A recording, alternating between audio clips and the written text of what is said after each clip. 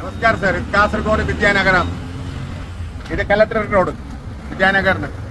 ഇത് അണ്ടർപാസ് വിദ്യാനഗറിന് അങ്ങോട്ടേക്ക് പോകുന്ന അണ്ടർപാസ് അപ്പുറത്തെ കാസർഗോഡേക്ക് പോകുന്നത്. ഈ രണ്ട് ഭാഗത്ത് ബസ് സ്റ്റോപ്പ് ഈ അണ്ടർപാസിന്റെ ഫ്രണ്ടിലും ബാക്കിലും എല്ലാം അപ്പുറം ഇഷ്ടംപോലെ ബസ് നിൽക്കാനുള്ള ജാഗയുണ്ട്. ഇവിടെ നിന്നാൽ എന്താ പറയുക, ഇപ്പൊ സ്കൂൾ തുറന്നിട്ടില്ല. സ്കൂൾ തുറന്നാൽ ഇവിടെ അരമണിക്കൂർ പോകണം അങ്ങോട്ടും ഇങ്ങോട്ടും പാസ്സാണ്. അപ്പൊ അതുകൊണ്ട് ഈ ബസ് നിൽക്കേണ്ടത് അപ്പുറമാണ്.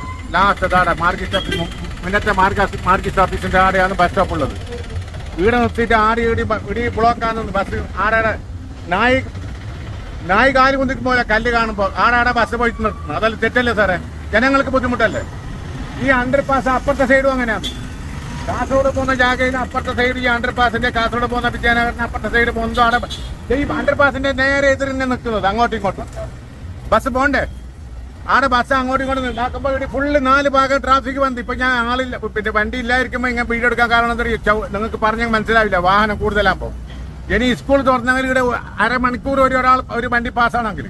അപ്പൊ ഇതിന് എന്തെങ്കിലും സംവിധാനം ചെയ്യണം. ഇവിടെ പോലീസ് നിൽക്കുന്ന കാര്യമില്ല. ഓരോ കണ്ണിയും വന്ന് പറഞ്ഞ മനസ്സിലായോ? അങ്ങോട്ടും ഇങ്ങോട്ടും പാർക്കിങ്ങിൽ 2 സൈഡ് ഒരു 20 മീറ്റർ വ്യത്യാസമുണ്ട്. 20 മീറ്റർ കൂടി വ്യത്യാസമുണ്ട് ഒരു ബസ് നിൽക്കുമ്പോൾ.